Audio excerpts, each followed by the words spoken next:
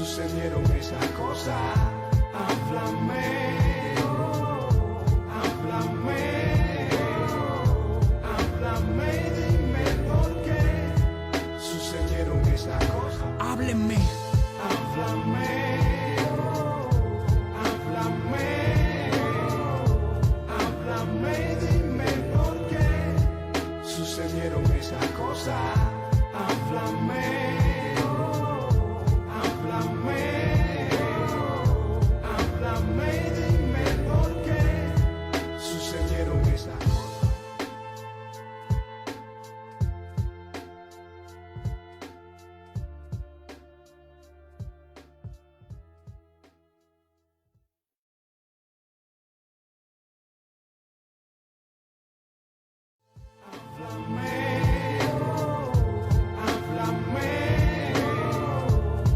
Háblame, dime por qué sucedieron esas cosas. Háblame, háblame, háblame, dime por qué sucedieron esas cosas. Háblenme.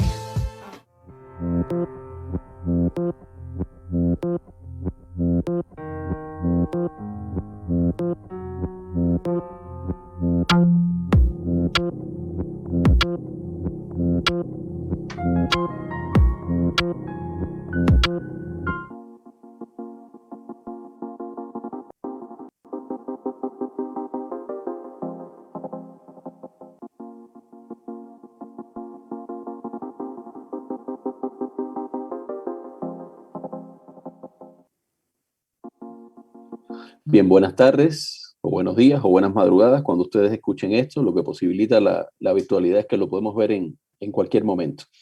Es un extraordinario placer en esta nueva sesión de Académicas tener una colección acá de lujo de cubanas, mayormente cubanas y cubanos, personas que hacen vida en la sociedad cubana, la inmensa mayoría en este momento física y presencialmente en Cuba. Después les iré presentando muy rápidamente, o más bien dejaré que cada quien se presente.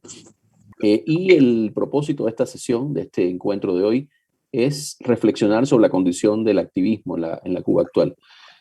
Bueno, el activismo es una condición social que, sobre todo en la modernidad, aparece en muchos países, en los últimos 200, 300 años, con la emergencia de eso que llamamos sociedad civil. Antes no pasaba eso, pero en esta Cuba cada vez más desigual, más diversa, empobrecida, creativa, autoritaria, rebelde, todo eso junto es Cuba. Tenemos una serie de voces de personas que desde ámbitos diferentes están intentando mover ciertas cosas y ciertas reflexiones, ¿no? Acá tenemos una maravillosa representación de ellos, de ellas. Y bueno, primero quería darles muy rápidamente la palabra para que se presenten así rapidito quién es cada quien. Vamos a seguir una lógica de presentación por orden alfabético los nombres. Vamos a comenzar con Daniela Rojo, después con Fernando Almeida, después con Giselle González, después con Leonardo Fernández y después con Saily, para que cada quien ahora se presente.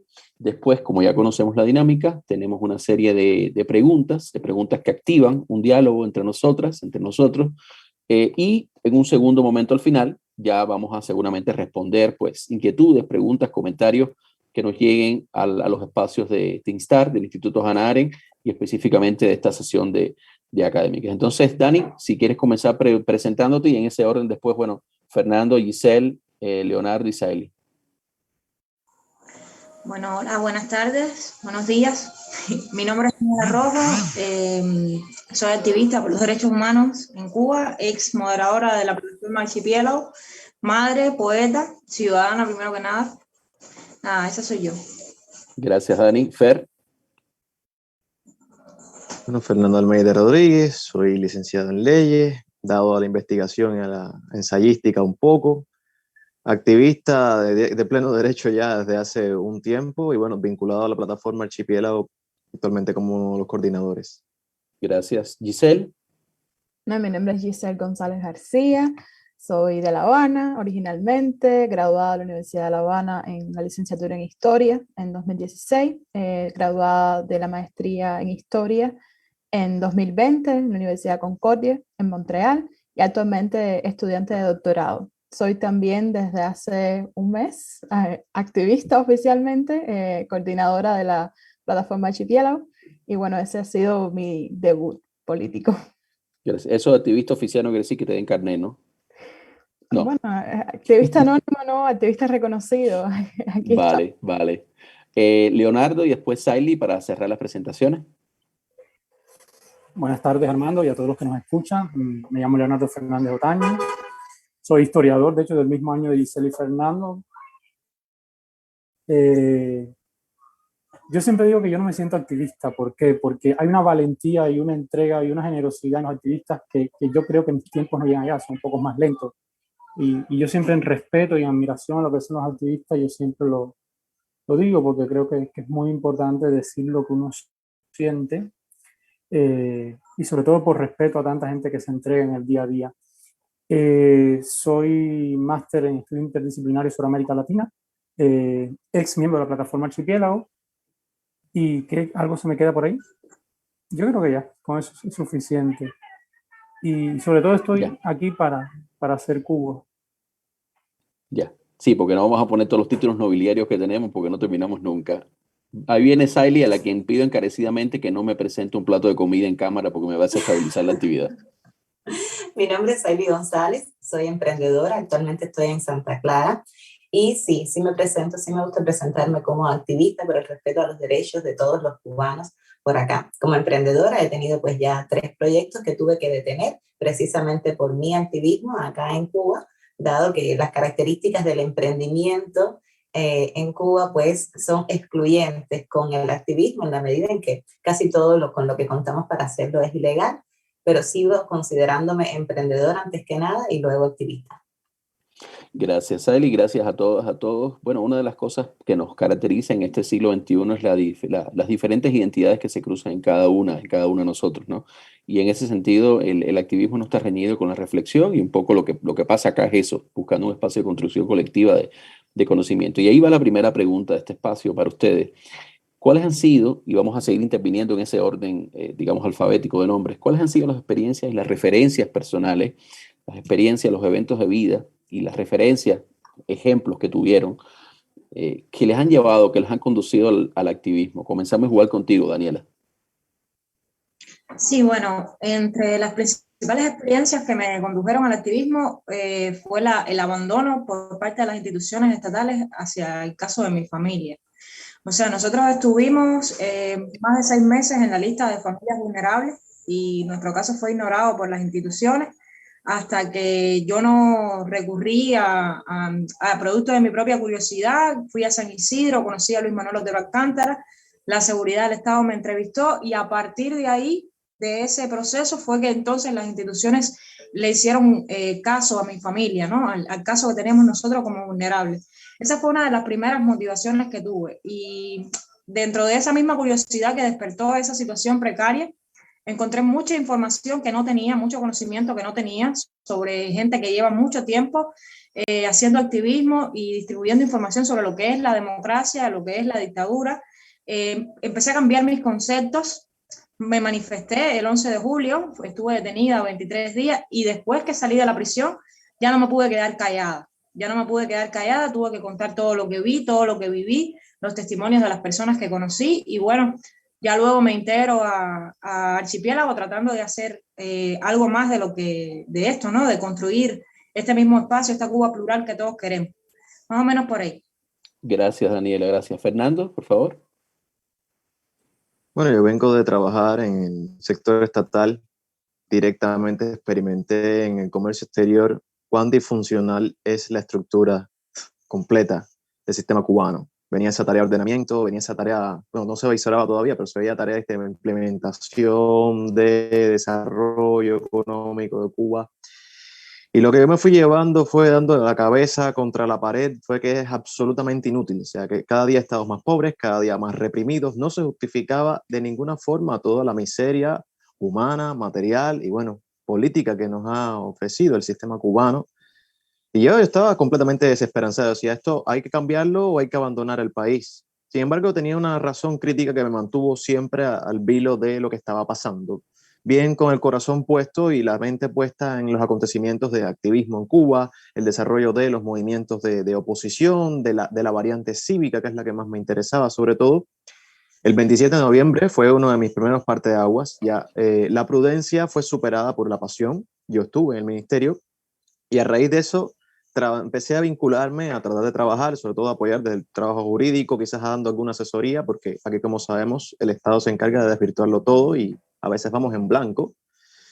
Pero ya después del 11 de julio, el 11 de julio fue un parteaguas terrible que me hizo que ya desde el punto de vista ya incluso público, que es cuando asumí públicamente mi disidencia, no me podía callar y había que hacer algo. Y entre haciendo y haciendo, bueno, terminé casi que un trabajo de activismo directamente, porque también te vas quedando sin otras herramientas, es lo que quiero decir. Llegas al activismo porque ya no te queda nada, otra cosa que hacer, porque no se te permite. Tienes que entrar directo desde el trabajo con la ciudadanía, poniendo el pecho por derechos.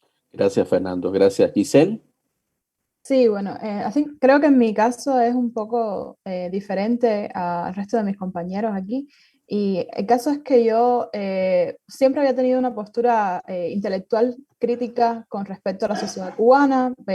Parte de mi formación académica venía por ahí. Pero en 2018 yo salgo de Cuba por primera vez. Una mujer sola sale de Cuba a estudiar una maestría fuera del país. Y verme sola me hizo buscar mucha información en internet.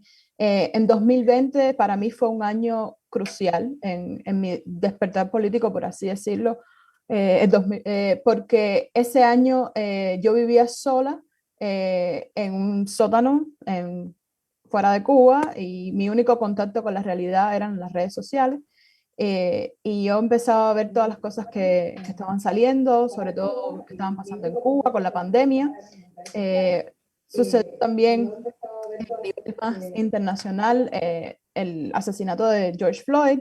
Yo escribía mi tesis de maestría por aquella época y recuerdo que todo ese contexto influyó muchísimo permeó mis ideas académicas, mi tesis cambió completamente porque había temas que no podía dejar de incluir en esa tesis. Eso fue en junio. En noviembre sucede lo del 27N y yo estaba, bueno, seguía fuera del país y yo recuerdo esa noche, yo la pasé en vilo, igual que la pasaron la gente en Cuba, y tratando de panear las redes para ver qué videos salían y qué estaba pasando y quiénes estaban ahí, quiénes de mis amistades habían ido, quiénes no. Tratar de encontrar información de primera mano sobre lo que estaba pasando, ¿no? Y bueno, el 11 de julio también fue, porque el 27N sí había un momento como que de despertar, pero todavía había mucho miedo. Por ejemplo, yo en mi persona tenía muchísimo miedo de decir cualquier cosa, de postear en mis redes sociales. Pero después del 11 de julio yo creo que fue realmente el parteaguas para mí. Pero bueno, no me involucro con Archipiélago hasta octubre, o sea que sí tuve un proceso de toma de decisiones, de saber qué quiero decir, cómo lo quiero decir, bueno, y aquí estoy. Gracias, Giselle. Yo creo que estoy leyendo muchas cosas que han comentado, que hemos hablado entre nosotros antes, y es verdad que detrás de el activismo no hay una reflexión intelectual como primer motor, más bien hay eventos que motivan. Yo recuerdo a Saily cuando hablaba de su postura ante el 11 de julio, de hecho, y su cambio, en fin. Leonardo y Saily, ¿cómo fueron sus experiencias en ese orden y las referencias que les condujeron al activismo? Leonardo. Bueno, a mí me mueve mucho siempre por convicción y por fe cuando la persona humana es vulnerada. Y yo nunca voy a olvidar el 10 de octubre del 2020, cuando mi amiga Amelie Ramos fue objeto de un acto de repudio. Y ya aquello era como mucho para mí. Yo sí creo que vengo de una tradición católica y sobre todo de conocer en las carnes familiares el daño del totalitarismo, y mi postura siempre ha sido muy crítica. Y llegué por eso, llegué por el mundo de los afectos, ver una amiga y dije, hasta aquí basta ese ratón de bibliotecas, aquí hay que tomar partido, aquí hay que denunciar, aquí no podemos quedar indiferentes. Yo en el 20 estaba en España, regreso el año pasado, o este año, desolador. Ver que la gente sufre, ver que, por ejemplo, el comedor que tenemos en mi parroquia no podemos sostenerlo, o ver tantas realidades que a mí en lo personal me afectan, me llevaron a una reflexión para mí fundamental. ¿Cuba cambia o la cambiamos? Y eso me llevó a salir el 11 de julio. Eso me llevó también a ser parte de Archipiélago. Pero también eso me lleva a crear siempre en lo finito y en lo nuevo que brota. Y yo creo que por lo menos mi vocación y particular es ahí donde estemos, tratar de creer en esa fuerza de lo pequeño, porque en particular yo creo que si algo tenemos que tener presente es que no estamos ante una dictadura, estamos ante un sistema totalitario que hay que desmontar, que hay que ser neurálgico en los juicios, que hay que tratar de llegar a consensos, pero consensos que nazcan del disenso. Si no tenemos presente eso, yo creo que, y por eso yo creo que mi compromiso nace con eso, con la Cuba del disenso. Perfecto, perfecto. Gracias, Leonardo. Saily. Sí, a ver, cuando a mí me dicen, o sea, ¿activista de qué tipo? Yo siempre digo, bueno, mi mayor activismo lo hago fundamentalmente en las redes sociales, si es que eso existiera, aunque eso no excluye que sea capaz de, digamos, salir a manifestarme como hice el 18 de noviembre, o sea, no pude el 15, pero sí lo hice el 18 de noviembre, a participar de otras actividades, pero creo que mi activismo fundamentalmente viene por las redes sociales. A esto le precede un trabajo en redes sociales que yo llevo haciendo como emprendedora desde hace ya, puedo decir que varios años, donde yo, bueno, pues me dirigía fundamentalmente a emprendedores o algo así. Y en ese sentido, ya dada la influencia de mis redes sociales, yo me sentía pues responsable por mi comunidad. Siempre lo he hecho. Yo creo que esto es algo que le pasa sobre todo a las personas que trabajan en estos ámbitos fundamentalmente. Si me preguntas por paradigmas de activismo, no podría decir que tengo, aunque sí admiro mucho a otros activistas de acá de Cuba y de fuera de Cuba también. Yo personalmente apuesto por un activismo, yo diría que más bien seguro, porque es muy rico, ¿no?, hacer activismo también desde detrás de una pantalla, digo yo, que repito, no excluye que yo pueda salir a la calle, etcétera, pero sí apuesto sobre todo por este activismo seguro, que además lo considero mi responsabilidad como, y esto lo voy a entrecomillar, influencer. Comencé después del 11 de julio precisamente en contra de las mentiras que estaba diciendo en aquellos días, que no teníamos internet, que no teníamos cómo contrastar las verdades, aquella cantidad de mentiras que estaba diciendo el gobierno cubano a través de sus medios oficiales, bueno, sus medios, porque ellos tienen el monopolio de los medios, obviamente, en contra también del bullying gubernamental, y enseguida empecé a tener contacto también con personas que tenían familiares que eran presos políticos, empecé a entender qué significaba ser un preso político, empecé a solidarizarme con esa causa, y creo que eso es fundamentalmente lo que me ha lanzado hacia este activismo, ¿no? Las mentiras, o sea, la lucha contra las mentiras del gobierno cubano, contra las falsedades, contra este bullying gubernamental, y también por solidaridad con los presos políticos después del 11 de julio. A ver, arrancamos muy bien, porque desde esa diversidad de experiencias de vida, de testimonios, hay un elemento que yo sí detecto común entre ustedes, que es que hay una capacidad de reflexión que no se ve siempre en todos los activismos en cualquier parte del mundo, ¿no? Hay diferentes roles, quizás también por el nivel de instrucción y las experiencias de vida de quienes están, de ustedes, ¿no? Y ahí sí les quiero hacer una segunda pregunta en ese mismo orden. ¿Cuáles son para ustedes los retos más importantes, si tuvieran que enlistarlos, de hacer activismo en la Cuba actual, y cómo relacionan esos retos con la sociedad que ese activismo quiere cambiar y desde la cual nace? ¿Sí? ¿Cuáles son los retos de hacer activismo en la Cuba actual y qué relación tiene eso con la situación general de la sociedad cubana actual? Daniela, empezamos por ti en ese orden. A ver, yo opino que sin lugar a dudas, uno de los retos más grandes, por lo menos en el plano personal, que se me han presentado ha sido precisamente lo económico. El poder llevar al mismo tiempo a sostener una familia y al mismo tiempo hacer activismo y enfrentarse a la seguridad del Estado, al acoso que pueden tener sobre ti. Precisamente sostener eso, mantener el equilibrio entre todas esas cosas, me parece que es lo más complicado, sobre todo en un país donde la situación se sabe que es precaria, Se sabe que muchos opositores y muchos activistas vivimos en una situación precaria, y por supuesto que no se puede dejar de mencionar que ese es uno de los mayores retos, por lo menos en mi caso, en el plano personal, mantener el equilibrio entre sostener una familia y al mismo tiempo llevar el activismo en las redes y tal. Creo que ese, para mí en lo personal, ha sido el mayor reto. Fernando. No sé si nos escucha Fernando ahora o perdimos temporalmente a Fernando. En caso que nos escuche, seguimos con él, y si no, vamos con Giselle y después le damos el tiempo a Fernando. Si tenemos algún bachecito. Bueno, nos escuchas acá. Así que, ¿quieres que repitamos la pregunta o la pudiste escuchar? Sí. Sí, básicamente, ¿cuáles son para Sí, ti por los favor, retos más si puedes importantes? repetir.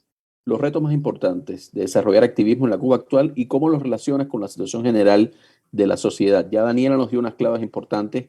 Para ti, ¿cuáles son esos retos y cómo relacionas ese activismo, esos retos del activismo con la situación general de la sociedad? Bueno, los retos del activismo, hasta donde voy, en mi perspectiva, es que nos dejen conectar un poco más con la ciudadanía, tener un poquitico más de feedback. Ya la situación económica, la situación política,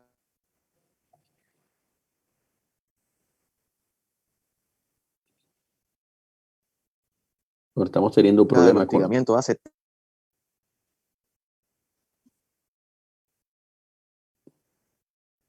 tan difícil el trabajo que uno tiene que aplicar prácticamente todo en función de tratar de llegar a la... Muy difícil. Esto es un ejemplo. O sea, apenas yo puedo entrar en contacto con un colega o un espacio porque empiezo a tener cortes de internet. Ya se me limita. Y eso me dificulta mucho hasta yo saber cuáles son las necesidades de una barriada, de una persona o de un sector social. Porque no solo es que no le permiten a ellos llegar a nosotros, ni nosotros a ellos. Ponen una barrera tremenda de persecución y de hostigamiento. Es casi como si los mancháramos y los convirtiéramos en leprosos por tratar de hablarles de algo positivo o de una alternativa. No tienen que tomarla, solo recibir una propuesta. Pero ya incluso hasta lo más básico del mundo, que es tu derecho a comunicarte, es vulnerado. Cuando agregamos que la situación social empeora, también empeora para nosotros. Se vuelve casi un acto de gastar una serie de balas. Tienes una serie de balas, no sé, un año de vida útil, hasta que tú sencillamente terminas siendo tu propio contenido de trabajo. Es muy difícil llegar a ese punto, pero a veces tienes que ser tu propio contenido de trabajo, porque dando y dando te vuelves tú la persona más vulnerable dentro del sistema. Te vuelves tú la persona más carente de posibilidades dentro del sistema. Y es tanto que a veces vemos cosas que son raras, ¿no? Que son activistas en función a veces de estar autoactivistas. No te queda otro remedio.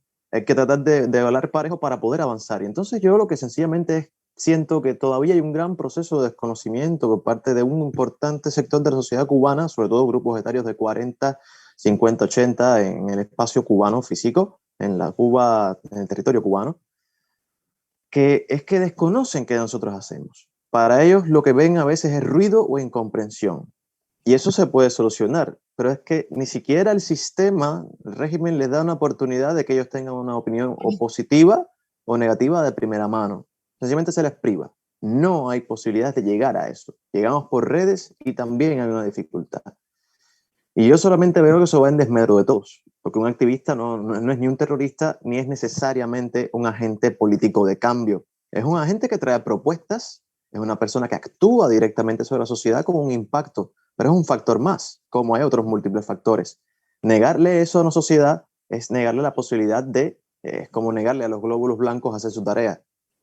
Sencillamente está desprotegida de sí misma, está a la deriva, o sea, no va a ninguna parte una sociedad que no entiende esta parte. Y eso son una serie de dificultades que uno tiene día a día.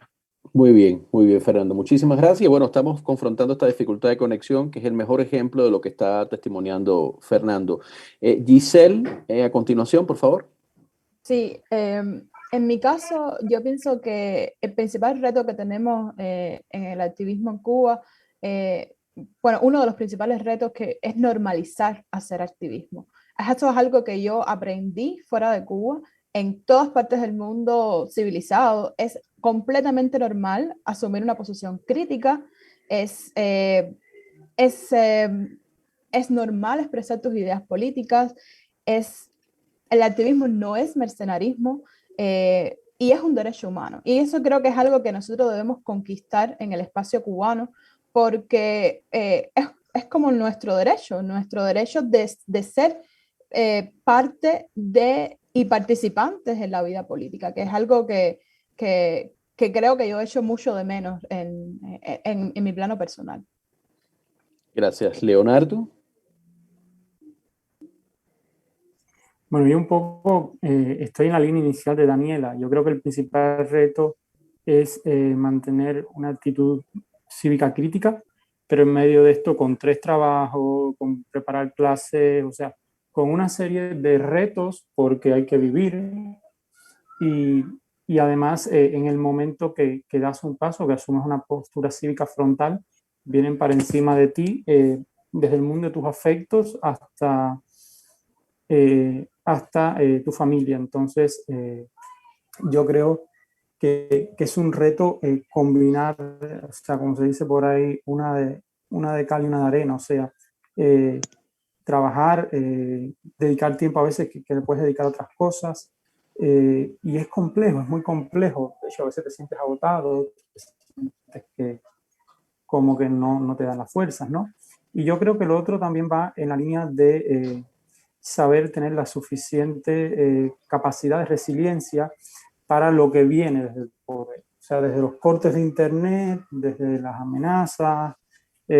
Por ejemplo, en estos días he tenido un anónimo muy simpático que yo soy terrorista y que le voy a enseñar terrorismo a los niños con los que yo a lo largo de mi vida he trabajado en proyectos sociales, que ahí dicen, bueno, se ponen creativos, pero que también eso te lacera, ¿cómo no? O sea, cuando ves eso, cuando te llega de alguien, entonces ahí hay que tener como una capacidad humana fuerte para no quebrarte, porque los objetivos es quebrarte.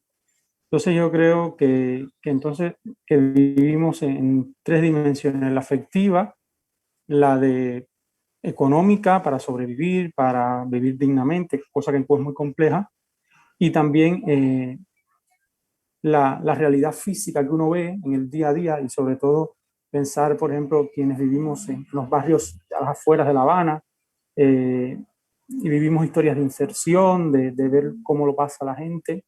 Y yo creo que eso es un reto, yo creo que también eso es un motor de impulso, y que hay días que dices, bueno, ¿y cómo yo voy a poder hacer para cambiar esto? Y hay días que vienes sin fuerzas. Entonces, los retos son muchos, yo creo que es estar en camino, siempre creo que debemos estar en camino, y estar en camino desde la diversidad, desde la opción de cada cual. Si uno no vive una opción personal propia, no la puede ofrecer a los demás. Entonces yo creo que eso es muy importante en una Cuba donde a veces se nos mete el pensamiento único.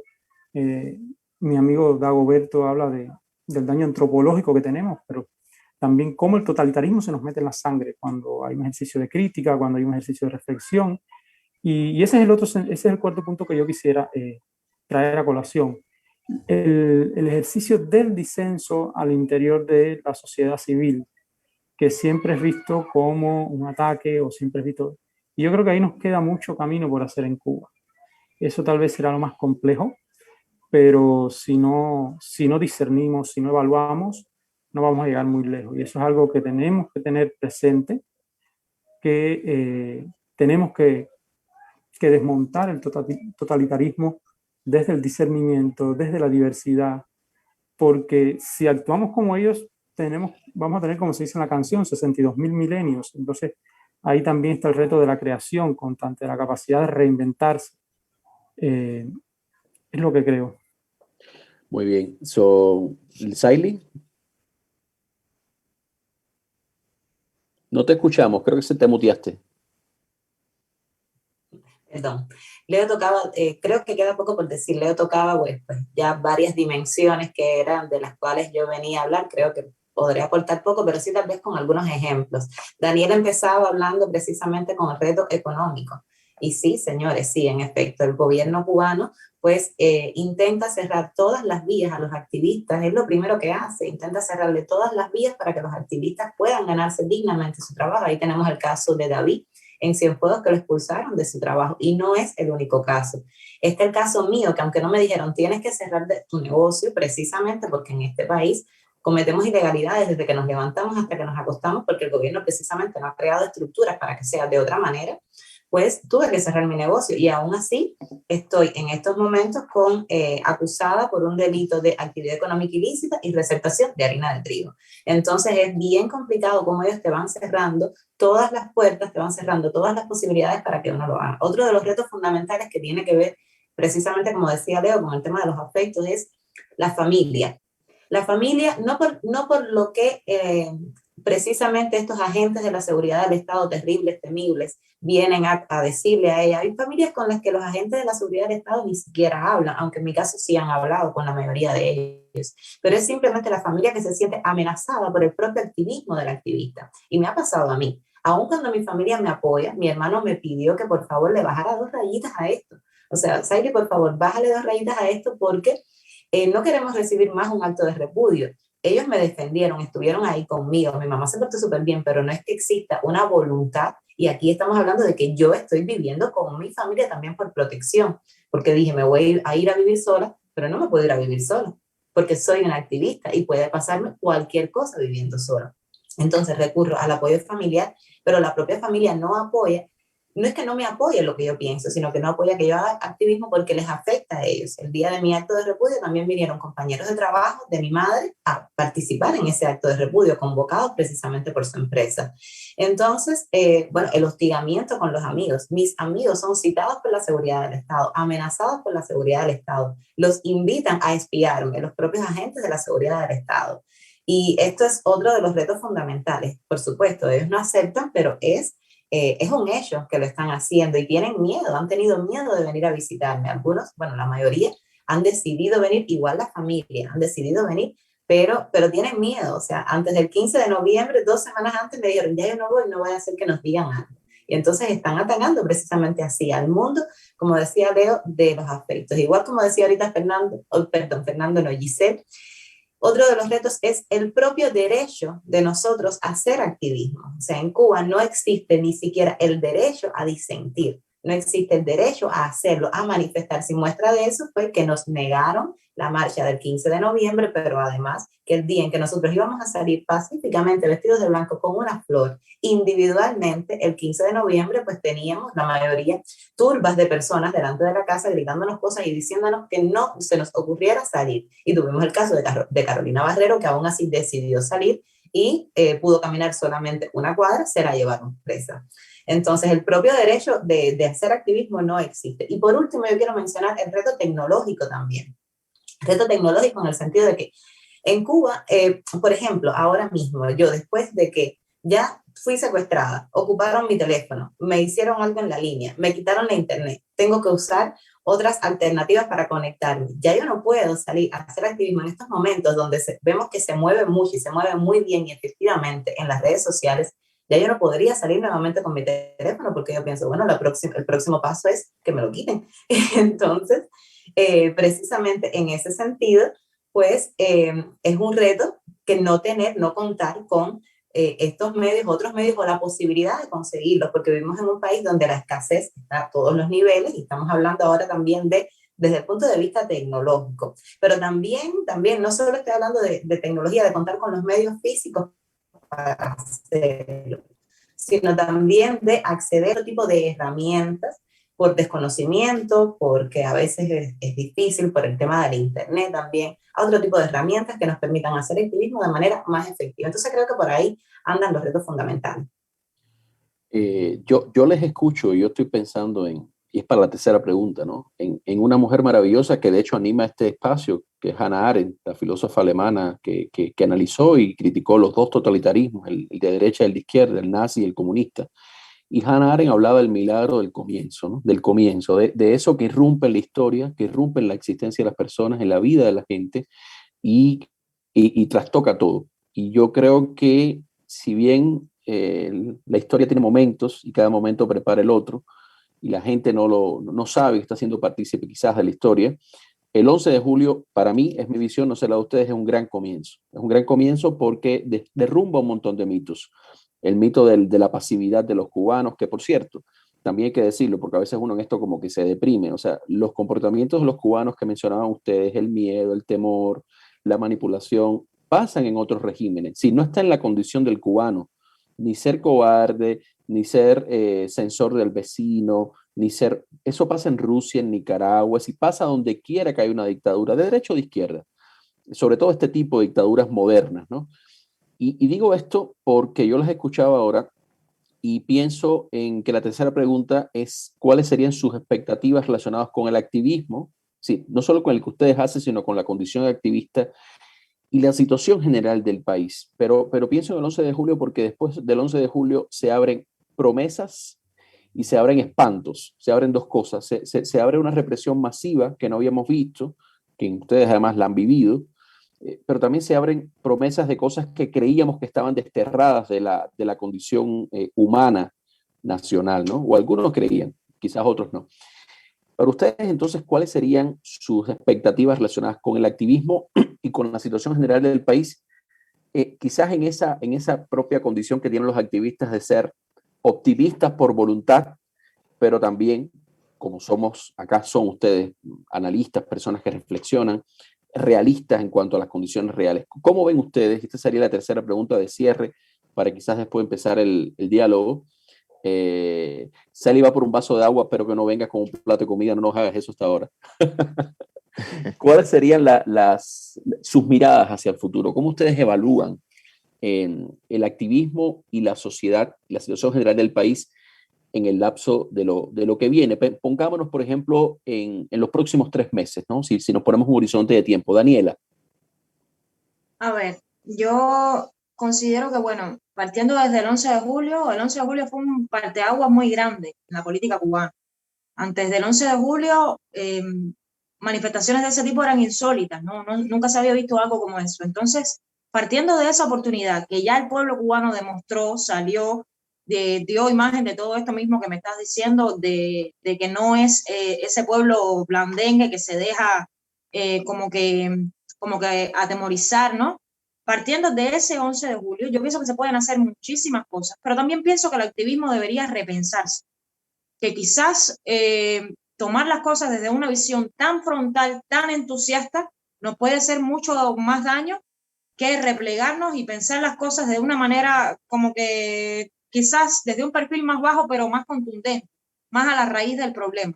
Pienso que si el activismo se centrara en esa perspectiva, se podrían hacer muchísimas cosas sin tener tanto el acoso de la seguridad del Estado encima, que es lo que más nos frena, ¿no? Si se lleva el activismo a un nivel donde se lleve de pueblo a pueblo directamente con la gente, en lugar de ser tan frontales en las redes sociales con cosas que ya todos sabemos, se podrían hacer muchísimas cosas, pero partiendo del trabajo directamente con la gente. Creo que ese es el trabajo en sí de los activistas, llegar a las personas, cuáles son sus carencias, cuáles son sus necesidades, cuáles son sus propias proyecciones como parte del pueblo cubano. Creo que si el activismo se centrara más en eso, y no tanto en el entusiasmo que podría ser enfrentarse a la dictadura en las redes sociales y hablar frontalmente en contra de la dictadura. Yo pienso que hay muchísimas cosas que se podrían hacer, porque ya el pueblo cubano demostró que quiere un cambio, ya el pueblo cubano demostró que quiere libertad, y como que es responsabilidad de nosotros, de los activistas y de los actores políticos, como que guiarlos en ese camino. Entonces, si se tomara esa perspectiva, pienso que sí, que se pueden hacer muchísimas cosas. Excelente, Daniela. Déjame interrumpir antes que hable Fernando, porque creo que has tocado un tema que es neurálgico. Y los activistas, sobre todo los que son, y tú eres un ejemplo de eso, valientes cívicamente y valientes personalmente, a veces no se dan cuenta. Los activismos tienen ciclos. Y entender esos ciclos no implica derrotismo, sino implica que hay momentos de repliegue, de consolidación, de atención a la capacitación, de atención a la comunicación. Es decir, el activismo no es solamente la épica de la calle o de la plaza virtual, sino que tienen ciclos para ser más efectivo, ¿no? Eso no es desarmarse, porque desarmarse es algo que tú alguna vez mencionaste hace poco, es cambiar tus principios o trabajar para el represor. Simplemente es poder evaluar, poder leer, y creo que varios de ustedes se han referido a eso, así que es muy, muy importante esa lectura que has hecho, ¿no? Fernando. Sí, yo creo que Daniela puso algunos puntos sobre las IES. El 11 de julio demuestra muchas cosas, y lo que más demuestra el 11 de julio para mí es, número uno, a todo ese sector de la población cubana que calla, que sabe muy bien dónde está, pero que calla, Bueno, el precio del silencio es ese. El precio del silencio es que explota una olla de presión de cubanos que ya están hartos, que no tienen cómo resistir más y piden y exigen directamente un cambio. Y el precio del silencio es, mira cómo fueron, todavía tenemos, o sea, cifras de centenas de jóvenes condenados o un proceso de condena, cuando fueron miles de detenciones arbitrarias. O sea, el precio del silencio se vuelve en la carne. Y eso te dice varias cosas. Te dice, número uno, desde el punto de vista del activismo, quizás ya tienes un ejemplo para decir por qué tienes que trabajar, pero quizás también debas pensar en ampliar y en dosificar y en medir de qué forma lo haces. Ciertamente la frontalidad puede ser muy importante, pero a veces hablamos como de derechos y de democracia en Cuba, cuando Cuba no conoce la democracia hace 70 años. A veces nos enfocamos en la libertad de expresión, pero hay que ser un poquitico más incisivos en otro tipo de derechos asistenciales. A veces se ayuda más cuando uno llega y dice, mira, voy a poner a un lado cualquier posición política, yo lo que quiero es que tengas un medicamento para sobrevivir. Yo lo que quiero es que construyamos comunidad. Eso puede ser, eso es un impacto mucho más fuerte, sobre todo cuando esa persona viene y te pone aparte una diferencia que tiene contigo. Voy a ti, vamos a construir comunidad, vamos a demostrar a estos impedimentos, que al final son obstáculos absurdos y vetustos, que no tienen razón de ser porque no los necesitamos. Nosotros podemos hacer comunidad, nosotros podemos hacer trabajo, nosotros podemos hacer salud, nosotros podemos hacer pueblo.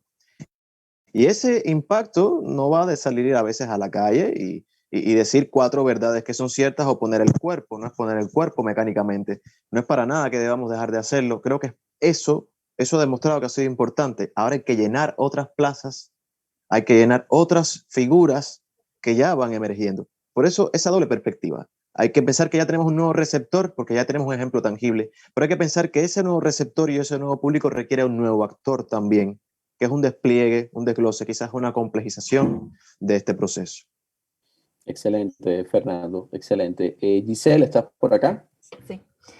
Yo pienso que como yo en lo personal como activista necesito ganar en desprejuiciarme, aprender a la historia del activismo en Cuba, aprender de otros ejemplos, desaprender todo lo que la propaganda me ha dicho a mí de esas personas o de esa historia o de esos movimientos y encauzarnos todos por un fin común. O sea, yo pienso que mi expectativa principal es lograr una unidad entre los diferentes grupos que hacen activismo con respecto a Cuba. Y eso va desde aprender que todos tenemos una responsabilidad individual, pero también tenemos una responsabilidad hacia lo colectivo.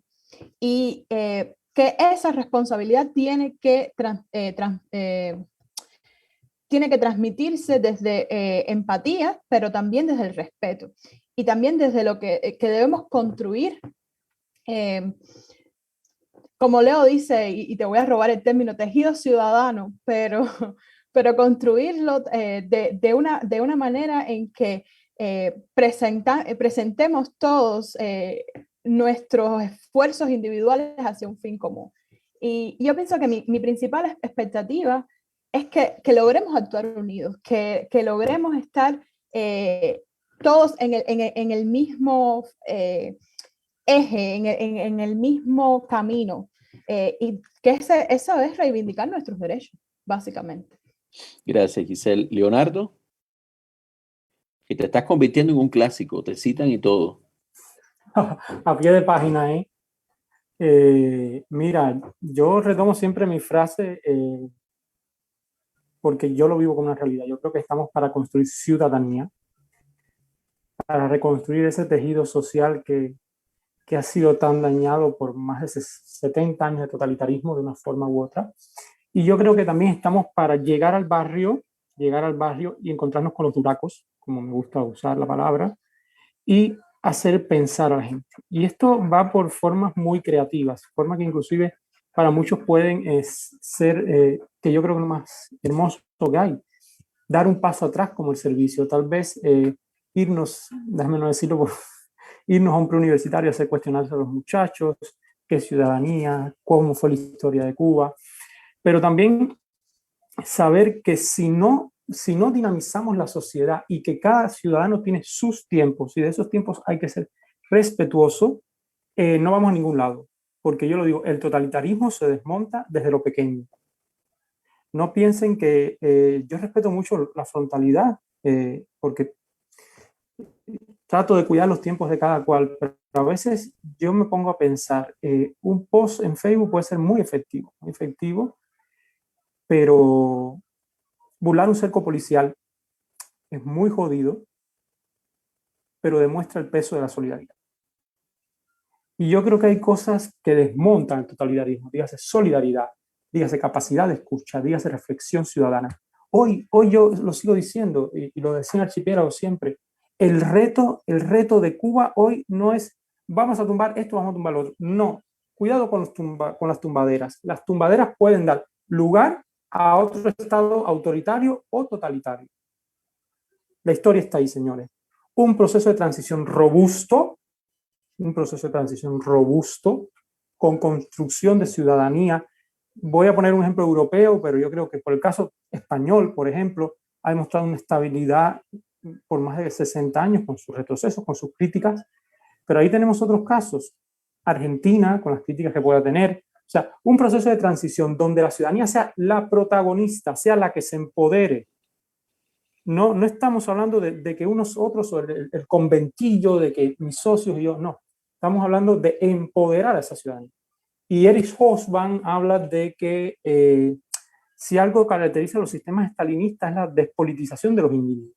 Entonces yo creo que el reto hoy es que los cubanos se pregunten qué país es el que yo quiero construir, de qué país es el que yo quiero ser protagonista.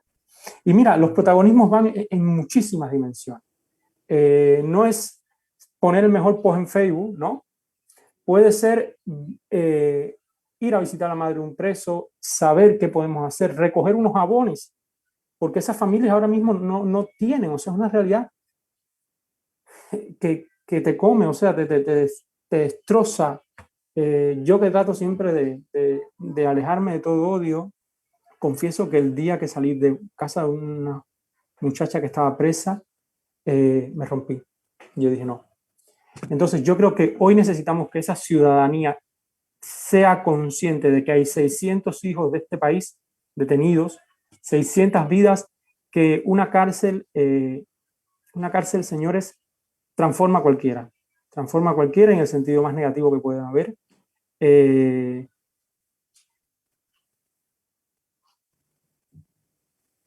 Las experiencias lo demuestran, para priorizar políticos, que hoy la ciudadanía se cuestione que esos muchachos no los podemos dejar solos, que ese va a ser el mayor ejemplo de cómo construir el totalitarismo.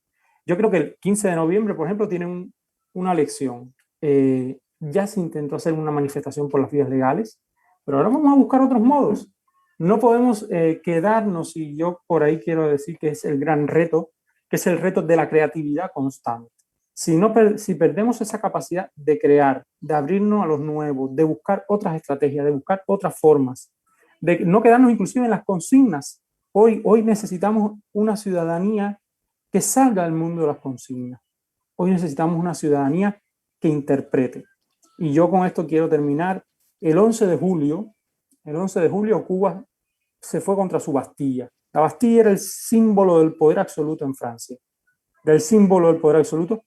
Ese año en París faltó el pan y eso hizo que la ciudadanía francesa se fuese contra el símbolo del poder. Y el 11 de julio la ciudadanía se fue, tomó la calle.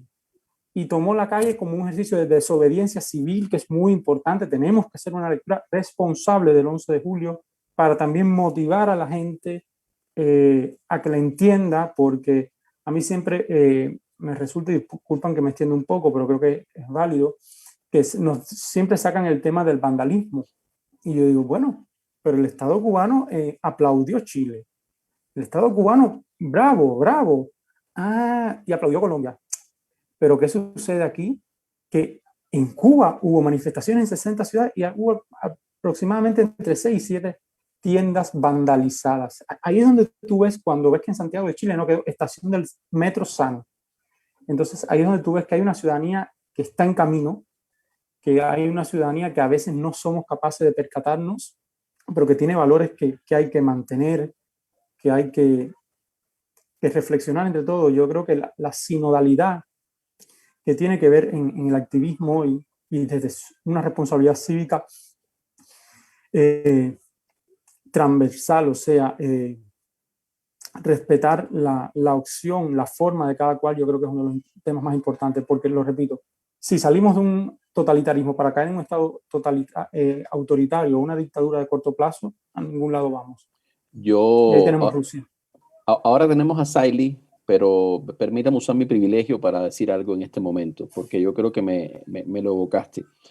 No solo es la gente, yo creo que el 11 de julio y lo que ha pasado ha revolcado, y no se me ocurre otra palabra, ha revolcado el sentido más básico de ciertas condiciones humanas y profesionales. Es decir, yo no me imagino cómo se puede hacer derecho en Cuba. Acá está Fernando, que es jurista. O más bien, cómo se puede escribir derecho en Cuba. Yo no me imagino la condición, volvemos con Arendt una y otra vez, yo no me imagino cómo se puede sostener la condición intelectual en Cuba, e ir a un simposio, ir a un congreso, publicar un ensayo. A lo mejor en microbiología sí, pero en ciencias sociales no sé, ignorando las personas presas. O sea, es tan brutal, tan duro esa realidad que nos salta en la cara, que eso ha interpelado profundamente incluso la condición más básica de ciertas profesiones y roles, que hasta ese momento uno podía decir, Cuba es un estado otro, ¿no? Es una sociedad otra, y acomodamos los discursos a eso. Después del 11, no way, no más, no más.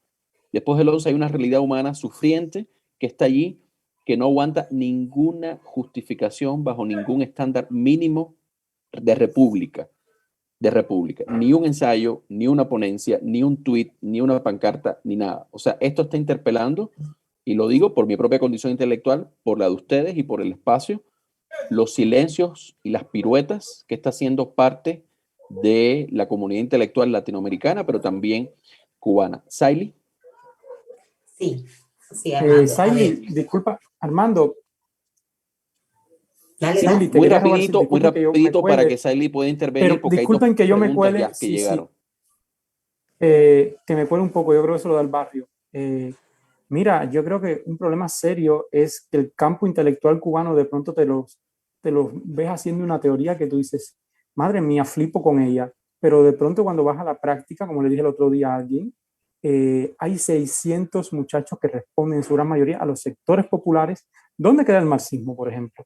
¿Dónde queda el marxismo que de pronto lea Adorno, que de pronto lea y dices, ¿qué pasa? O sea, es un discurso de doble rasero, y yo creo que es algo triste de la comunidad intelectual cubana, que en gran parte prefiere beneficios que coherencia. Yo creo que eso es lo que quería decir. Bueno, Saily. Sí, a ver, yo creo que uno de los principales retos que tiene para mí, o sea, que le veo ahora mismo al activismo y que también está pues encadenado con las aspiraciones, es llegar a la gente, pero llegar a la gente de manera orgánica, llegar a la gente de forma tal que nosotros nos incorporemos, o sea, que como activistas logremos incorporarnos y salvar esa escisión que se ha hecho entre los activistas y los otros ciudadanos, que está hecha, existe, es evidente, la vemos, ya digo, a nivel de la institución de la familia, a nivel de la institución que es también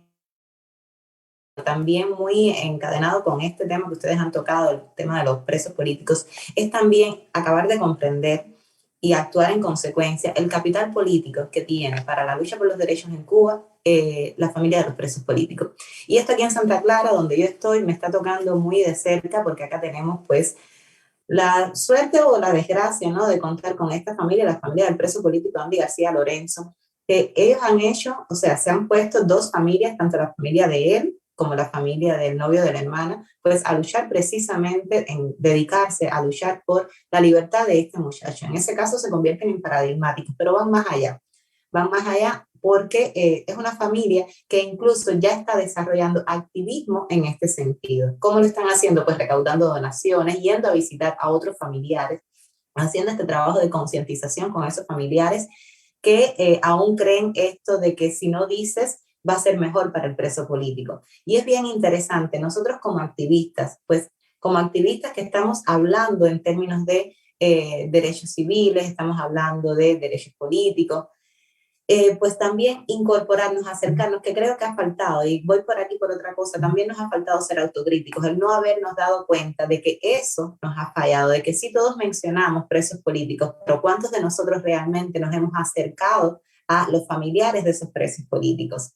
¿Cuánto realmente lo hemos hecho? Sí se habla, pero se hace en la práctica. Y en ese sentido, pues, como ya hemos visto también, pues un poco obviar el triunfalismo que tenemos como activistas, que creo que siempre lo ha tenido también el cubano, y ser un poco más autocrítico, ver qué ha fallado e ir por ahí, por esos lugares por donde no hemos ido. Yo estoy particularmente contenta, satisfecha de que esos muchachos hayan venido precisamente a verme a mí, de responsabilizarme entonces por ellos, y muy esperanzada en lo que se puede construir a partir de ahí, porque también estamos hablando de unas personas que son religiosas, o sea, cristianos en su caso, y esto es bien interesante. Y por otro lado, bueno, que me encantaría a mí precisamente que las personas acabaran de entender que somos ciudadanos y que como ciudadanos tenemos derechos. Y ahí, pues, por supuesto, vamos con el tema de la construcción de ciudadanía, de entendernos como tal, de saber por qué tenemos que sentirnos ciudadanos, cuáles son los derechos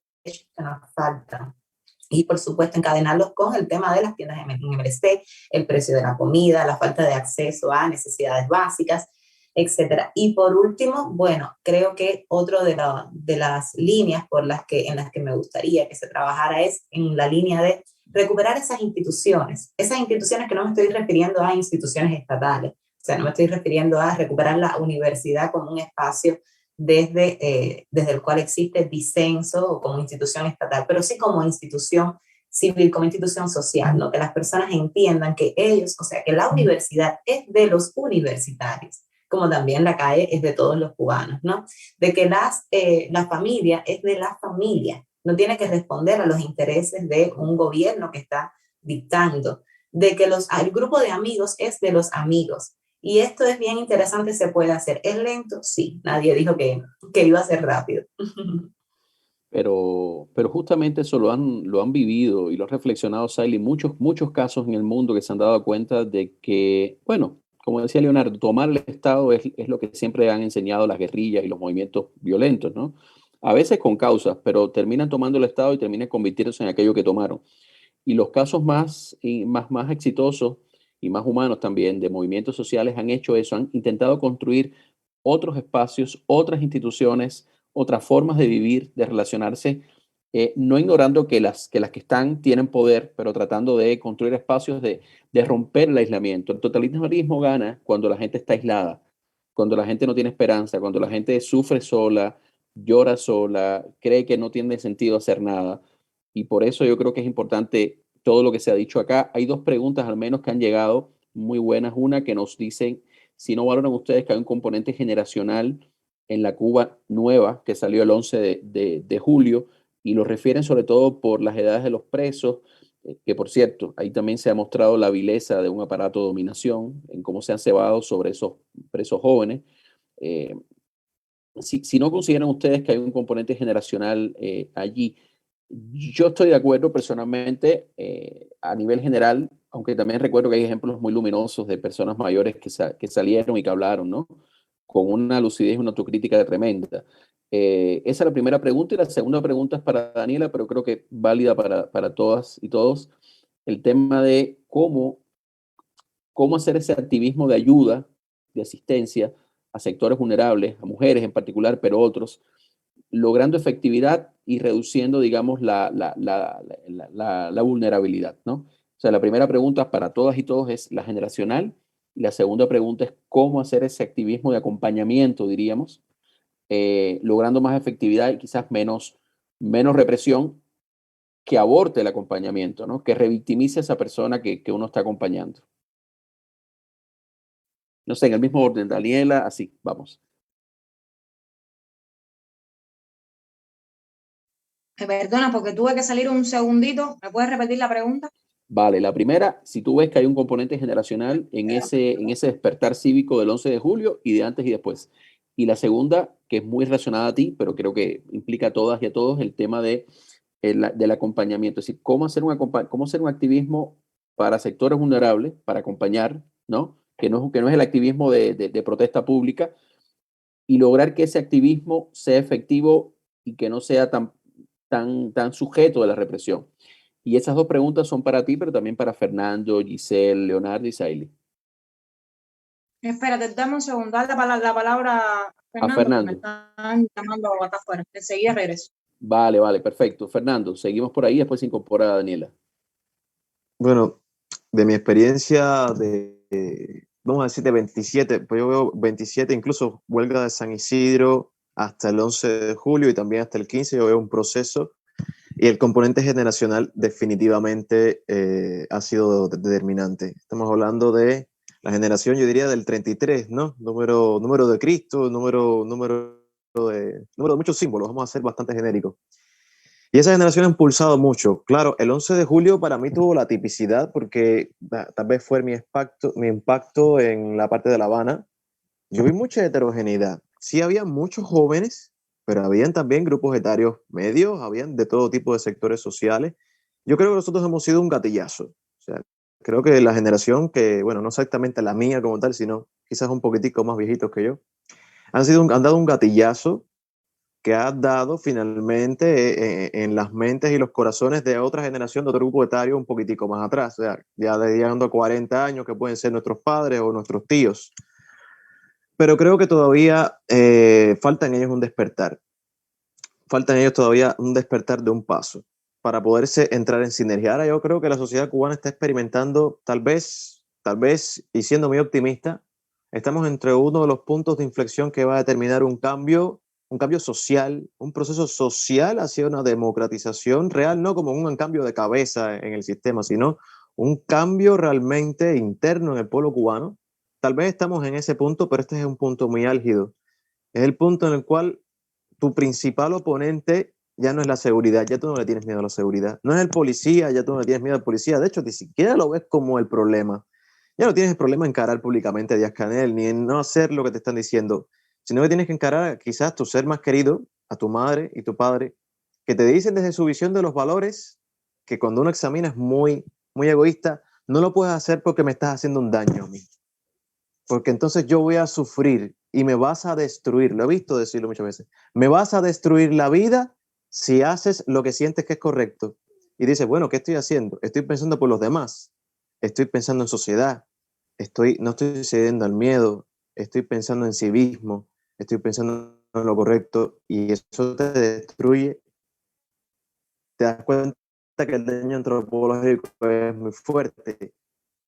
Y ahí hace falta una dosis muy, muy cruda de, porque es como si se fuera a romper todo lazo familiar, toda relación fraternal, se va a romper, o como si no hubiera suficiente amor, como si la divisa de pensamiento fracturara el sentimiento. Yo creo que eso es, quizás ahí está the cornerstone, la piedra angular que tenemos que remover para que este daño antropológico que tenemos como pueblo ceda, que el amor y sobre todo la familia como núcleo no se puede quebrar por una idea política, al contrario.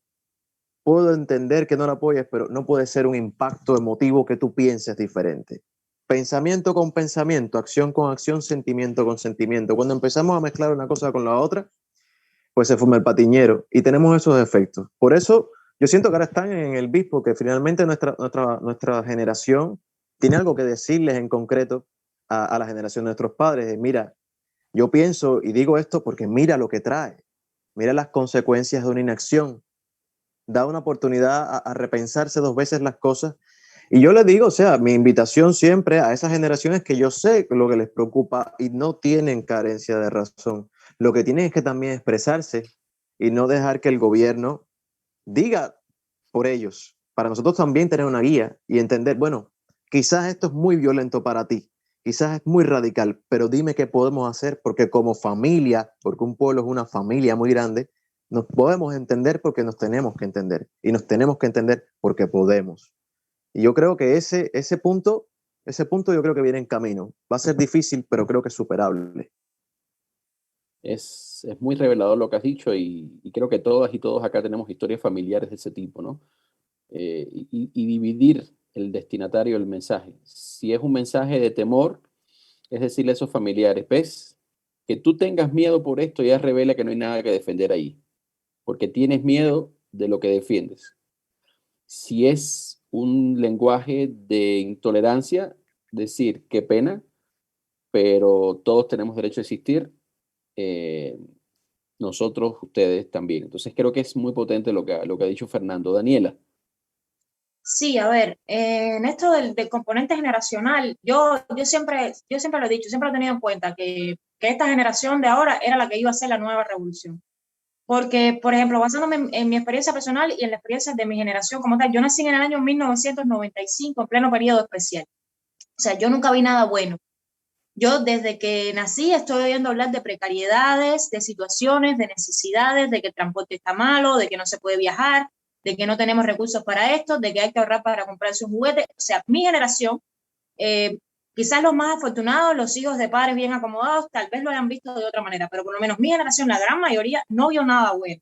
No hemos visto nada bueno, no nos convencen los discursos, no nos convence lo que nos dicen por el noticiero, no nos convence su historia del proceso revolucionario, altruista y humanista, porque no lo vemos encarnado. Y pienso que esa experiencia personal es más contundente que todas las campañas mediáticas del mundo. La experiencia personal de cada quien es lo que le define de la manera que va a actuar. Y esta generación que nació del periodo especial para acá, de los 90 para acá, es la generación que va a ser la nueva revolución.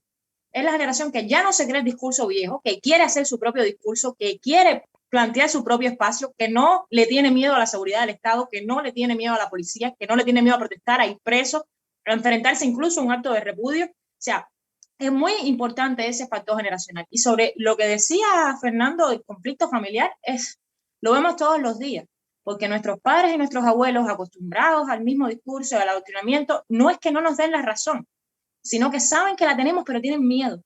Tienen miedo porque el miedo se les inculcó, porque ellos sí vieron represión bien fea, de cuando le tiraban huevos a la gente porque se iba del país, de cuando les decían escoria, de las movilizaciones aquellas masivas en que había que ir obligatoriamente porque si no te descontaban del sueldo o te botaban del trabajo.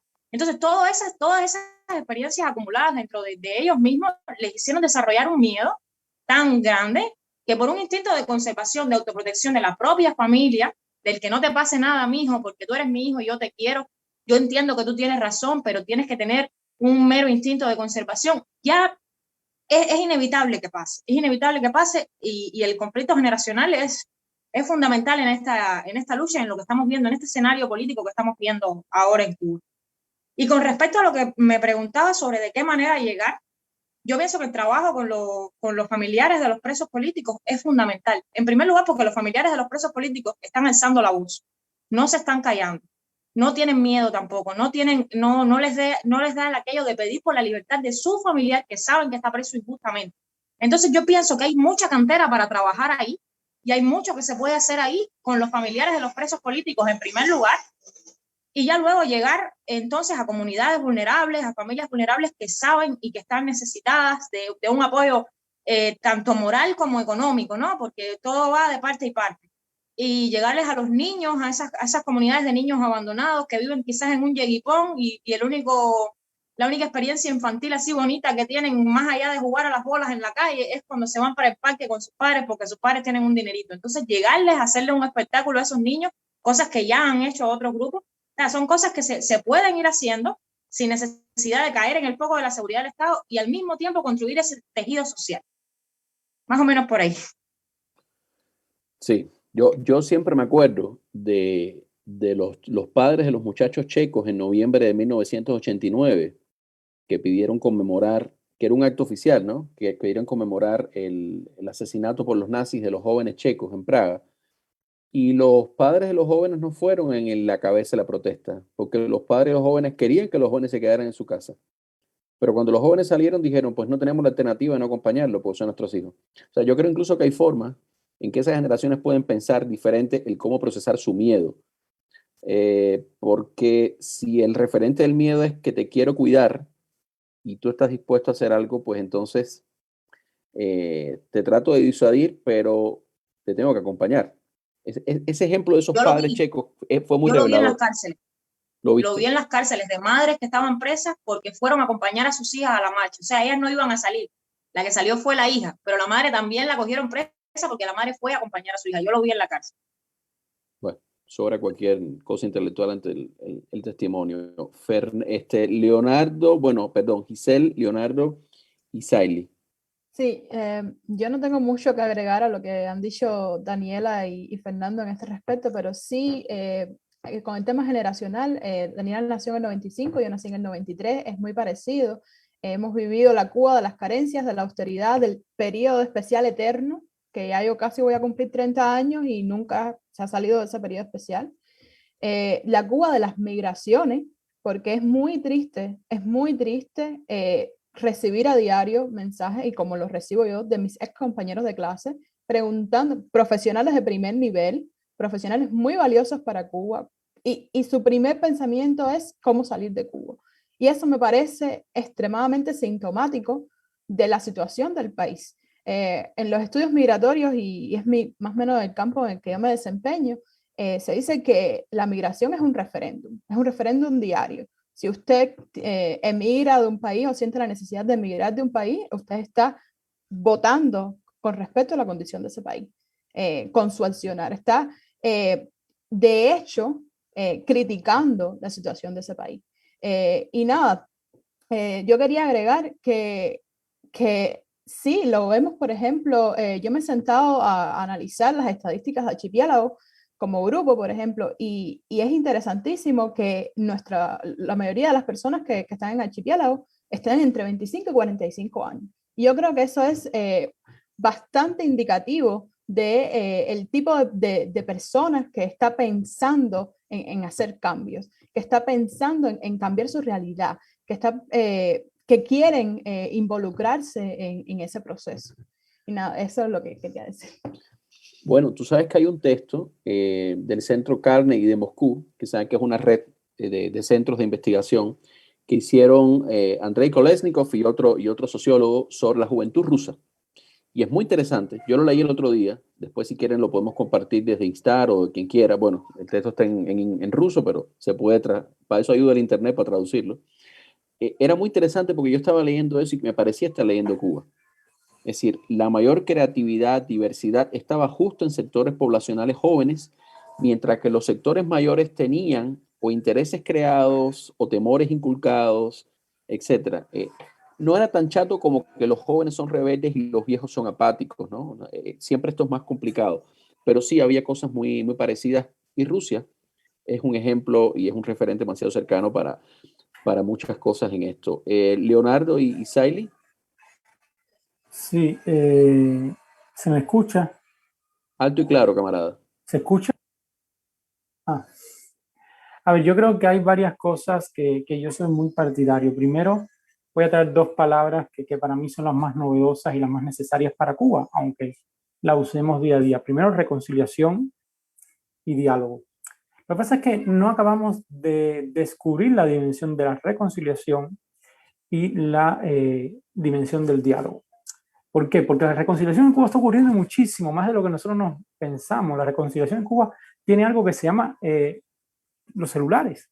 O sea, ya hoy nuestra generación es una generación reconciliada, porque no es la generación de los apátridas que se fueron, sino del socio, de mi colega que se fue a estudiar, que yo me quedé. Entonces, yo creo que esa reconciliación que se está dando, inclusive en la comunidad académica, por ejemplo, en el fenómeno de los becarios, los intercambios, y aquí está la mejor muestra. Yo y Giselle somos del mismo año de universidad, y le dije, mira, tenemos este proyecto, ven, y estamos viendo lo que es un espacio de reconciliación. Pero también tenemos en el barrio, o sea, en el barrio está pasando, el socio que se fue para la Yuma, que me va a recargar, o sea, hay una red social ahí que se está construyendo, y eso hay que verlo, eso hay que leer los códigos simbólicos del barrio. O sea, no sé, yo por ejemplo, mi vecino es menor que yo, pero estamos hablando todo el tiempo y soy su amigo, o sea, esa reconciliación en Cuba ya pasó, pero inclusive se ve más aún en las generaciones. Yo lo veo con los chiquillos entre los 12 y los 15 años. Dicen, no, profe, ¿qué es? Ese es mi socito que se fue, que viene ahora el verano. O sea, estamos viendo códigos que nuestros padres, que todavía lo ven, o sea, yo pienso, por ejemplo, en los padres de muchos y en los míos, no, porque está fuera y porque no sé qué cosa. No, es nuestra generación, lo ha superado.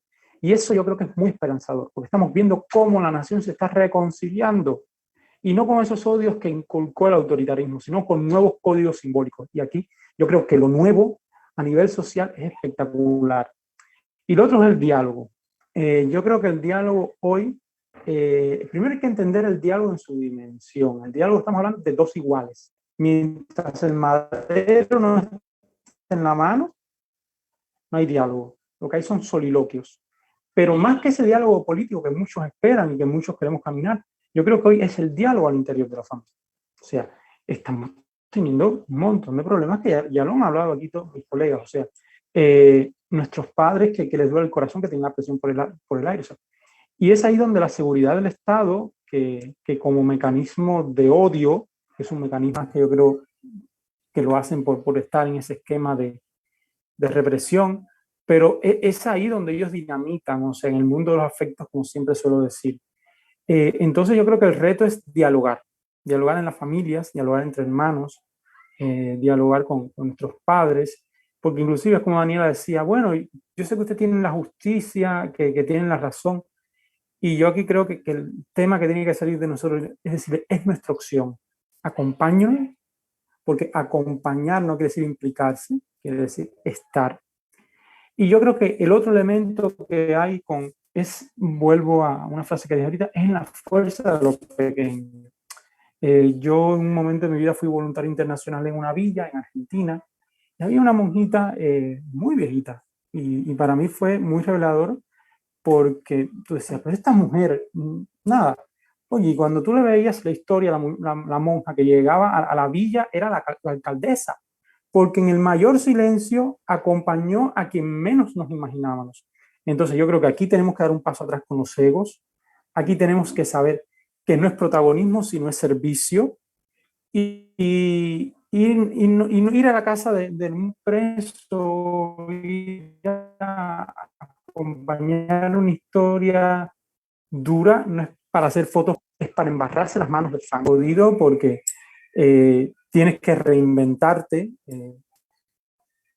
Hay unos amigos, construimos un proyecto en Tunas de Sasa, en Santi Espíritu. A mí nunca se me olvida que es un lugar que queda en mi corazón siempre, y que la playa estaba súper contaminada, pero esa era la realidad de los muchachos. Y hay un día que me dicen, Leo, vamos para la playa, y me dice una amiga mía que era muy, no, que no sé qué cosa, oye, vamos para la playa porque este es el universo simbólico de la gente, y aquí es donde nos tenemos que meter, porque tenemos que compartir, tenemos que, esa palabra tan jesuítica de compañeros, que ha sido mal usada, pero que comparten el pan. Entonces tenemos que compartir esa realidad con la gente, pero desde lo pequeño, desde el servicio, desde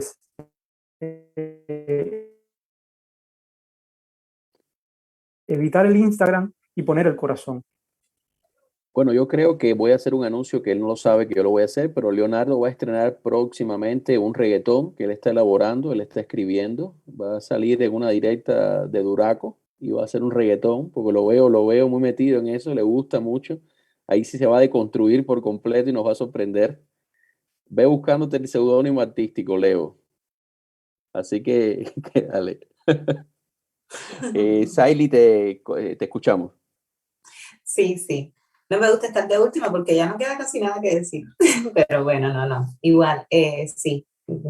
Como decían, el criterio generacional, por supuesto, hay que tomarlo en cuenta y se nota que es fundamental en el tema del activismo aquí en Cuba. Por supuesto que hay una gran y gigantesca mayoría de activistas jóvenes comparados con activistas, digamos, de la generación siguiente. O sea, personas de más de 45 años, de más de 40, 45, yo diría que más de 45.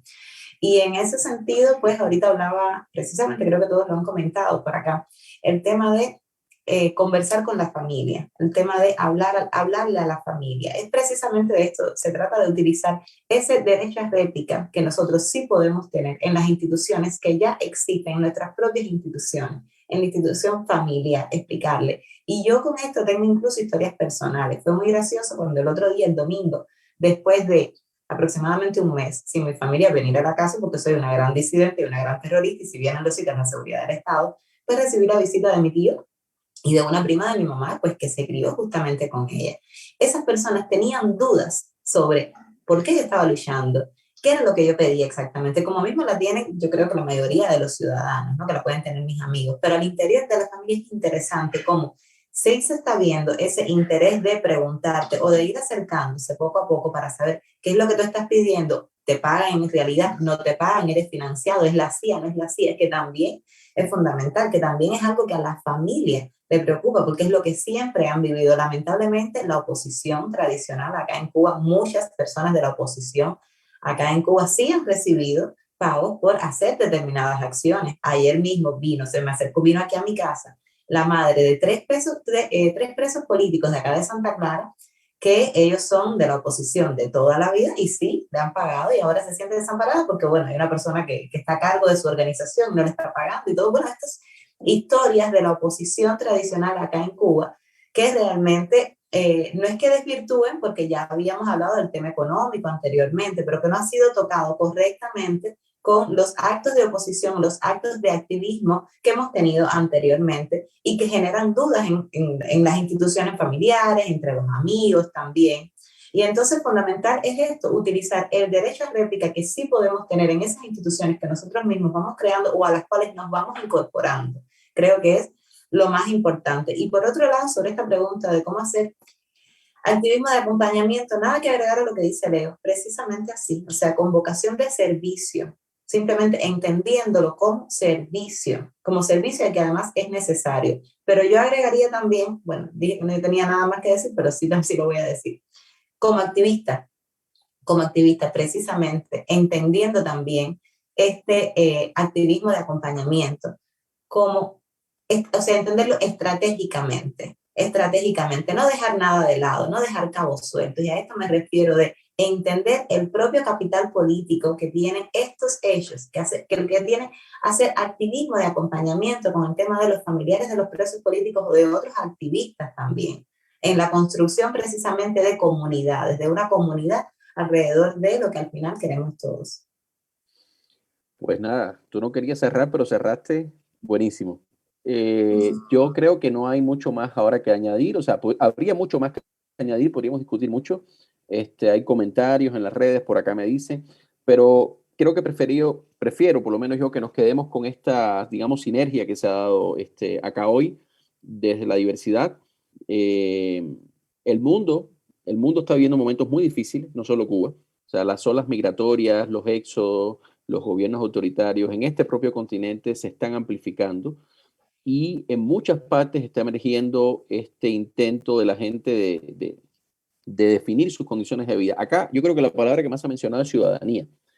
Y siempre se ha dicho que la ciudadanía se define por el derecho a tener derechos, pero el otro día leía algo que decía, no, la ciudadanía se define por el derecho a tener derechos y por el derecho a exigir derechos. Y yo creo que ese es un elemento importante. Derechos todos de todo tipo, sociales, económicos, políticos, culturales.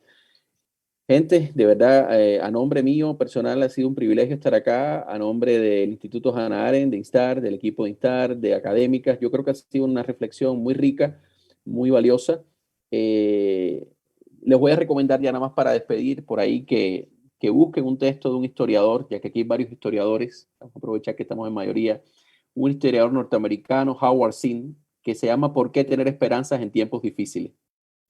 Ese es un texto maravilloso, es un texto muy inspirador. Howard Zinn era anarquista, por lo cual es un tipo que desestructura un montón de cosas. Y entre las cosas que decía Howard Zinn, decía que tener esperanza en tiempos difíciles no es una estupidez de la gente romántica, ¿no? Sino que se basa en el hecho de que la historia humana ha estado atravesada no solo por la crueldad, sino también por actos de bondad, compasión, solidaridad, sacrificio. Y ahora sí voy a leer, con esto quiero terminar, las palabras exactas de Zinn, de este texto que creo que tiene que ver con lo que ustedes son y con lo que ustedes hacen, ¿no?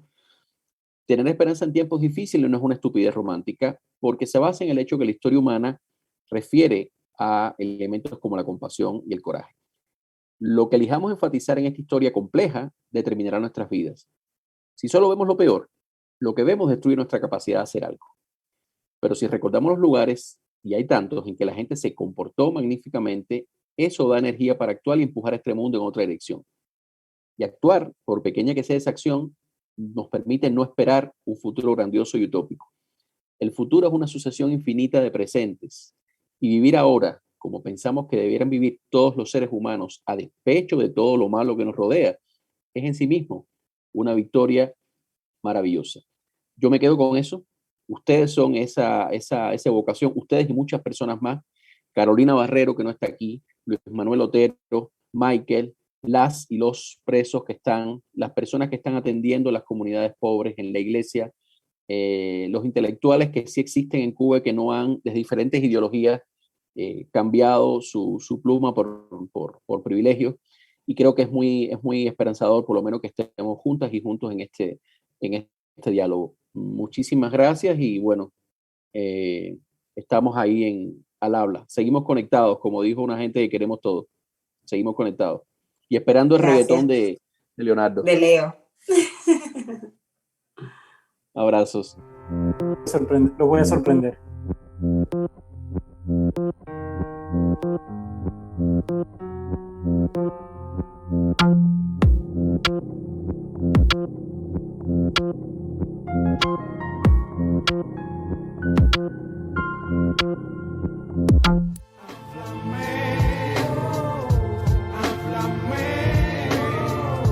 Háblame, dime por qué sucedieron esas cosas.